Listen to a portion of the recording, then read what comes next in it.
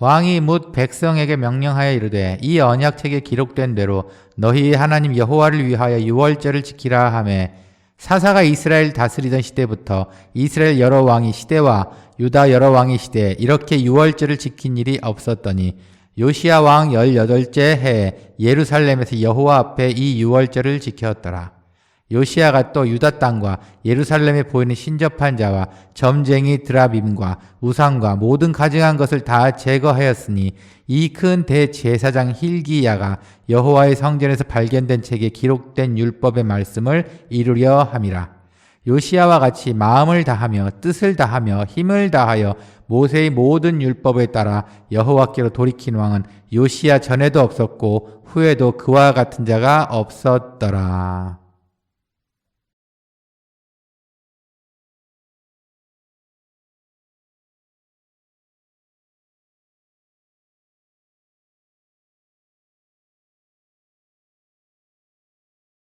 한 주간 평안하셨습니까? 늘 즐거움 속에서 기쁨을 누리시는 우리가 되기를 간절히 소원합니다.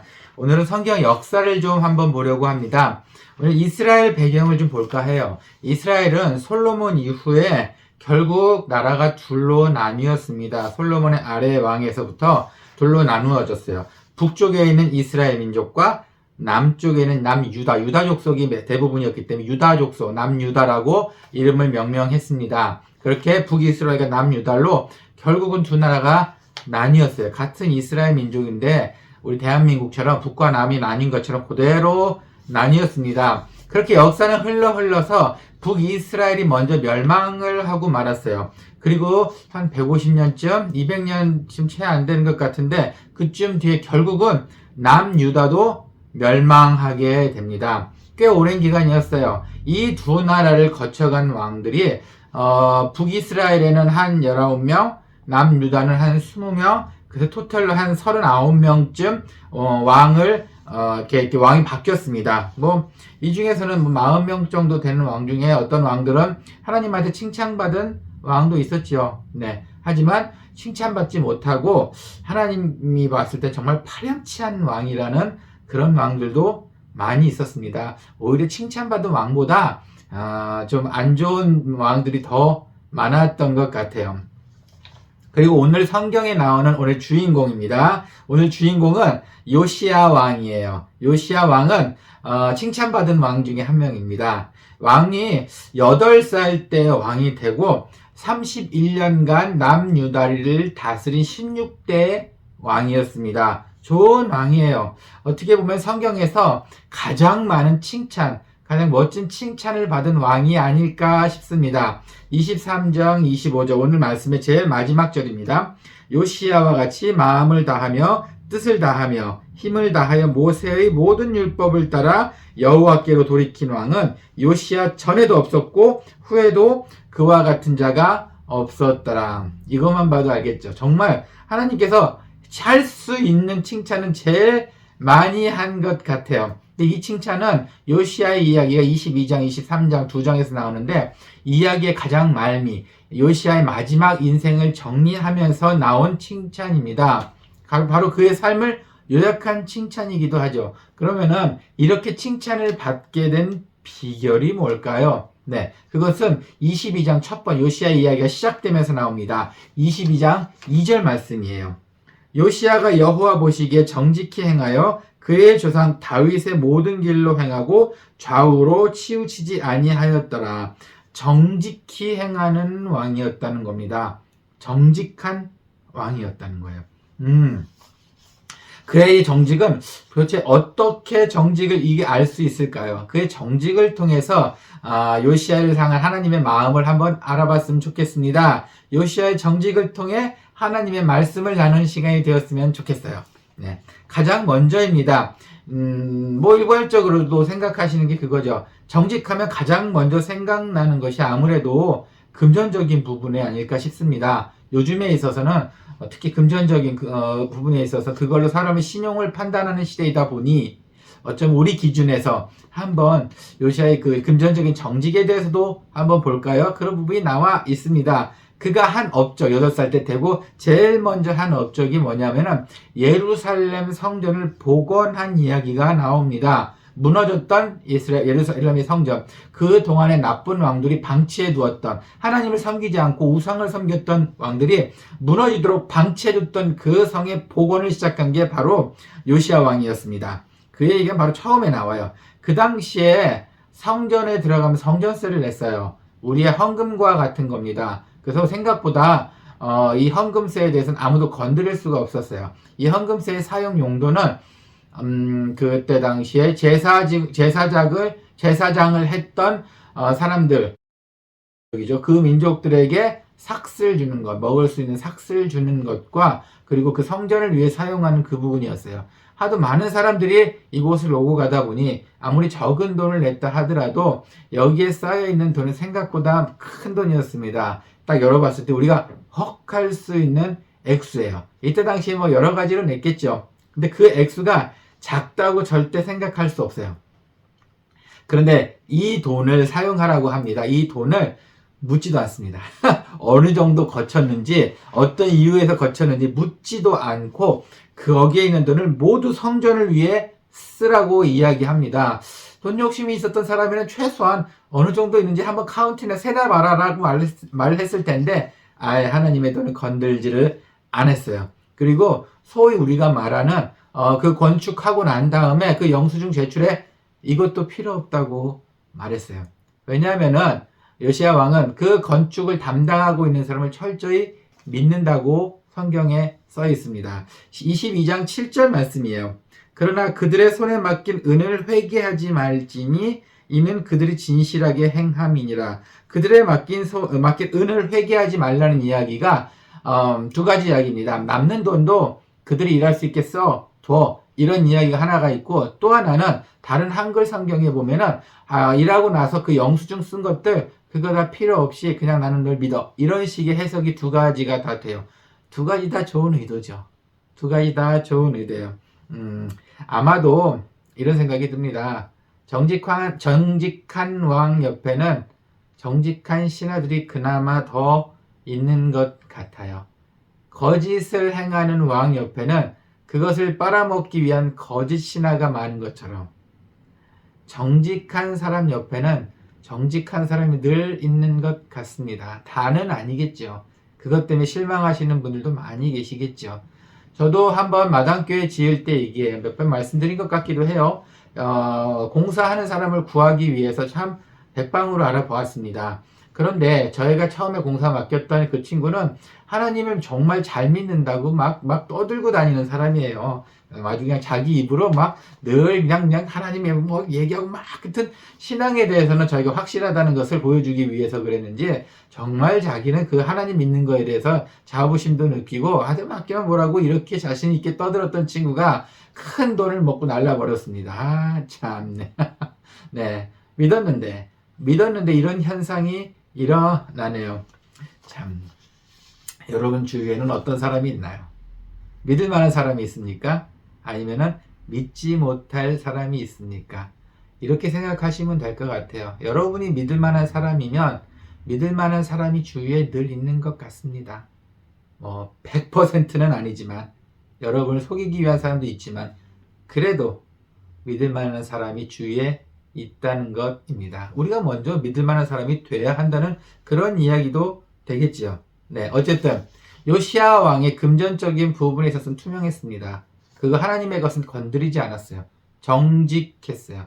이런 사람들이 하는 일, 자기가 금전이 있으면 또 좋은 데 썼을 거라는 생각이 듭니다. 어쨌든 우리가 생각하는 정직의 1번 금전적인 부분, 요시야 왕은 정말 그 부분에 있어서 깨끗하고 투명했습니다. 그리고 사람들을 돌볼 줄 아는 정직함이 있었습니다. 네, 이 정도 정직만 해도 훌륭하네요.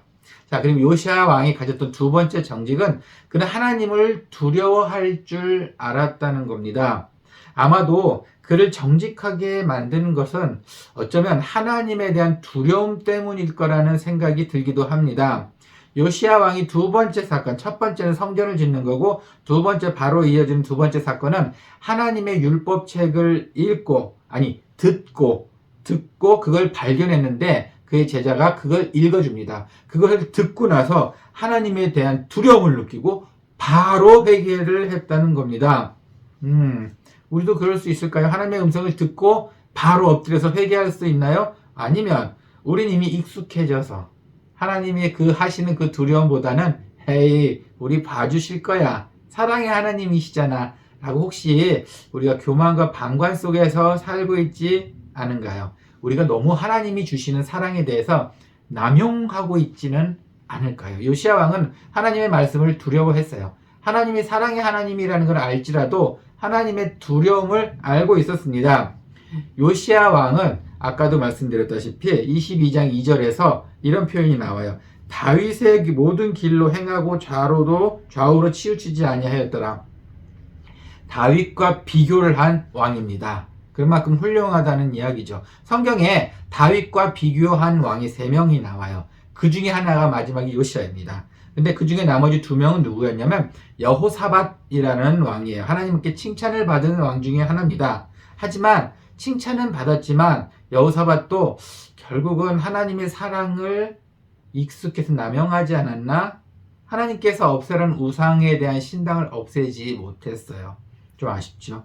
예. 그리고 우리가 잘 알고 있는 히스기야 왕이 있습니다. 히스기야 왕은 기도를 통해서 죽을 수 있는 목숨인데 15년의 생명을 더 연장을 하게 돼요. 이런 히스기야입니다. 그런데 히스기야 왕도 좋은 왕이라고 했는데 결국 히스기야 왕도 이렇게 하나님께서 15년의 생명을 더 주신 그때 바벨론 사신들에게 왕궁의 모든 것을 열어서 자랑을 합니다. 내가 이만큼 재산을 갖고 있어 라는 교만함을 떨게 됩니다. 그 훌륭한 히스기야 왕도 하나님의 사랑의 두려움보다는 사랑에 대한 방관이죠. 이 정도 뭐 해도 내 하나님이 날 사랑하는데 뭐 어쩌면 이게 너무 익숙해져서 그런가요? 하지만 3번째 다윗과 비교한 성경의 왕 요시야는 전혀 그런 것이 없었다는 거예요. 성경에 정말 흠잡을 수 없이 완벽한 사람이었습니다. 위의 왕들의 실수가 하나님에 대한 사랑의 남용이었습니다. 어떻게 보면 갈수록 하나님에 대한 신뢰가 생기는 것이 더 중요할 것 같아요. 마당교회에서는 가끔 이렇게 1년에 한 1분기마다 한 번 정도 바자회를 합니다. 근데 바자회 할 때 많은 물건을 이렇게 주시는 분들이 계셔요. 이제 버리기는 뭐 하고 팔기도 뭐 한 것들 그런 걸 저한테 주시면 저희가 다 모아다가 마당교회에서 바자회를 합니다. 그런데 우리가 보기에는 그냥 그런 것 다 할지라도 마당교회 사람들한테는 훌륭한 것들이 너무 많고 특히 아이들이 봤을 때는 재미있는 장난감이 한두 개가 아니에요. 이런 건 보지도 못한 너무 어마어마한 것들이 한국 아이들이 버리는 것을 갖고 와도 너무 행복하고 정말 군침을 흘립니다. 그럼 바자회 전에는 저희가 매몰차게 하지는 않아요. 일단은 저도 제가 사랑하는 마당교회 식구들이 있기 때문에 바자회 하기 전에 먼저 바자회 전에 식구들에게 너희가 먼저 2개씩 골라 너희한테 먼저 살 수 있는 기회를 줄게. 그리고 그들에게 사실은 먼저 우선권을 줍니다. 그만큼 노력을 하니까 그만큼 잘하고 있으니까 전 그들에게 혜택을 주고 싶죠. 그러면은 다들 정직하게 딱 2개씩 이 중에 2개씩 제값을 주고 삽니다. 그리고 나서 이제 손님들 들어와서 물건을 사게끔 해요. 저는 그게 좋은 방법이라고 생각합니다. 내가 사랑하는 사람을 먼저 챙기는 것도 좋은 방법이라고 생각하고 하나님의 방법도 그와 같다고 생각이 듭니다. 그런데 그 중에 아이들이 있어요. 돈 없는 아이들이 계속 그 장난감 앞에서 기웃기웃합니다. 돈은 없지. 저거는 갖고 싶지. 그러면은 저랑 제 아내가 정말 침 흘리고 있는 아이들한테는 그냥 그걸 몰래 줘요. 이거 가져가. 됐어. 가져가. 그러면 막 정말 살아계신 하나님을 만난 얼굴로 하고 너무너무 행복해 합니다. 막 그걸 쥐고 너무 행복하는 모습에 제가 다 행복해요. 자, 그런데 여기서 끝났으면 좋은데 어떤 영악한 아이들은 그걸 자꾸 이용합니다. 몇 번을 와요. 몇 번을 와서 그걸 보고 이제 미스터 문하고 미세스 문이 도와주고 주니까 그것을 몇 번을 와서 몇 번을 계속 가져갑니다. 그러더니 어떤 아이는 하나는 제가 줄 거를 알고 있었나 봐요. 조금 고급진 물건을 찾아다가 옆에다가 따로 놨어요. 내가 돈은 없지만 미스터 문이 날 사랑하기 때문에 이건 날 반드시 줄 거야 라고 생각해서 그 물건을 좀 비싼 물건이었어요. 옆에다 챙겨놓고 좀 숨겨놨었습니다. 도둑질은 아니었죠. 근데 그 사실을 제가 나중에 알았을 때 그 아이는 제 사랑을 너무 역이용했다는 생각이 들었어요. 그래서 그 아이가 갖다 쌓아둔 것 한두 개가 아니었어요. 쌓아둔 것을 다 회수를 해서 그 아이를 주지를 못했습니다. 일종의 버리지요. 내가 너를 사랑하지만 정직하지 않은 방법, 내 사랑을 그렇게 이용하는 것은 아니야 라는 저는 그 모습을 보여줘야 했었습니다. 예, 하나님께서도 그런 것 아닐까 싶어요. 네, 우리는 하나님을 사랑합니다. 하나님이 우리를 얼마나 사랑을 우리는 체감을 하고 삽니다. 그 사랑이 없으면 우리는 이렇게 살지 못합니다. 하지만 그 사람을 너무 남용하고 그 사람을 너무 역이용하고 있는 것은 아닐까요? 요시야 왕은 그런 흔들림 자체가 없었어요. 그래서 그를 정직한 왕이라고 부릅니다. 우리도 그러지 않았으면 좋겠습니다. 두려운 하나님을 기억하고 사랑의 하나님 또한 기억을 해서 작은 하나님이 주시는 그 사랑에 대해서라도 역이용하지 않고 하나님께서 이 정도는 용서해 주실 거야 라는 생각을 아예 갖지 않으셨으면 좋겠어요. 그 부분을 우리를 정직하게 만드는 것이 아니고 하나님의 사랑을 더 확인하게 되는 것이 아니고 있는 것까지 뺏기게 될 가능성이 많기 때문입니다. 요시야 왕의 세 번째 정직한 모습이 좀 나옵니다. 그는 그의 죽음을 겸허히 받아들였습니다. 인정하고 받아들였습니다. 여선지자 훌다라는 사람이 성경에 나와요. 오늘 내용 중에 나옵니다. 여선지자 훌다가 요시야 왕에게 예언을 합니다. 하나님께서 이렇게 해서 너에게 징벌을 주실 것이고 이렇게 하면 징벌을 주실 것이고 이렇게 해야 된다. 그러면서 마지막에 어떤 이야기를 하면 왕 너도 이렇게 죽게 될 것이야 라고 왕의 죽음에 대해서까지 미리 예언을 하게 됩니다. 요시야 왕은 8살 때 왕이 되었습니다. 서두에 잠시 말씀드렸다시피. 그리고 31년간 통치했습니다. 이 이야기는 무슨 이야기냐면 8살 더하기 31, 39살 때 죽었다는 이야기입니다. 참 애설프죠. 좀 일찍 죽지 않았습니까? 이렇게 정직한 왕이었는데 그러면 훌다가 예언한 그 죽음의 예언과 맞았을까요? 22장 20절에 예언이 나옵니다. 그러므로 보라, 내가 너로 너의 조상들에게 돌아가서 평안히 묘실로 들어가게 하리니 라고 예언을 했습니다. 근데 평안히 돌아간 것 같지가 않네요. 전쟁 중에 죽었습니다. 내가 이곳에 내리는 모든 재앙을 내 눈에 보지 못하리라 하셨느니라 하니 사자들이 왕에게 보고하니라. 네, 이렇게 또 말합니다. 처음에는 조상들에게 돌아가 평안히 묘실로 들어가게 하지만 내가 이곳에 내리는 모든 재앙을 네가 죽기 때문에 네 눈에 보지 않게 될 거야 라고 예언을 합니다. 우리는 어제 좀 슬픈 죽음을 맞이했습니다. 저희 교회에 계시는 집사님이 결국은 하나님의 부르심을 받아서 천국 잔치에 참여하시게 되었습니다. 그분들은 남아공에서 20년을 생활을 하셨어요. 여기서 신앙생활을 하시고 이곳에서 하나님을 만나고 이곳에서 하나님과 재미있게 지내다가 한국 돌아가셔서 복귀하셔서 그곳에서 천국잔치에 참여를 하시게 됩니다. 여자 집사님이 참여를 하셨어요. 그분들은 죽음을 겸허히 받아들이셨습니다. 우리가 생각한 것만큼 두려움에 떨지 않으셨어요. 그분이 남자 집사님이 저한테 이런 말씀을 하시더군요. 신앙생활 20년의 열매입니다. 두려워하지 않겠습니다. 그 말에 제가 오히려 감동을 받았습니다. 어쩌면 죽음은 축복이 아닐까 합니다. 요시야에게는 분명히 조상들이 있는 곳을 평안히 간다고 얘기했는데 막상 실제로는 전쟁에서 죽었습니다. 하지만 그 뒤에 축복 때문에 그랬습니다. 요시야 너는 죽을 때 더 험한 세상에 더 무너지는 꼴을 보지 않고 죽게 될 것이야. 결국 요시야에게 준 축복은 죽음이었습니다. 마지막에 준 축복이 바로 그거네요. 그런데 생각보다 모세는 거꾸로 된 축복을 받았습니다. 축복이었을지 아니었을지는 한번 들어보세요.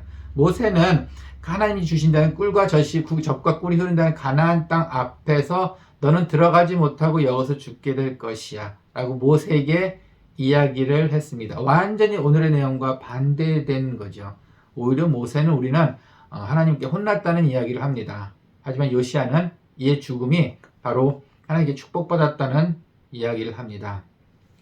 죽음은 하나님이 주시는 마지막 선물이 될 수 있습니다. 사랑하는 우리 집사님께서는 그걸 겸허히 선물로 받아들이셨습니다. 요시야 왕 또한 그의 죽음을 이미 알고 있었고 어떻게 죽을지도 알고 있었지만 하나님의 그 죽음 앞에서 떨지 않고 오히려 이걸 축복으로 받아들였습니다. 그래서 요시아는 이 훌다의 이런 예언 속에서 아니 내가 어떻게 죽어? 내가 과연 죽는단 말이야? 호들갑 떨지 않고 겸허의 죽음까지도 받아들였습니다. 이미 그 어린 나이에. 요시아의 정직입니다. 오늘은 요시아의 정직에 대해서 하나님의 말씀을 나누어 보았습니다. 하나님 앞에서의 정직은 그 무엇보다도 어렵고 힘듭니다. 하지만 그럼에도 불구하고 정직한 사람을 하나님께서 원하시고 계십니다.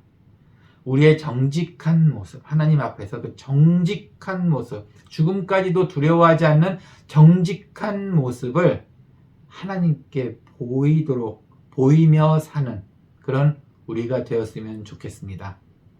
함께 기도하겠습니다. 주님, 우리에게 삶을 주시니 감사합니다.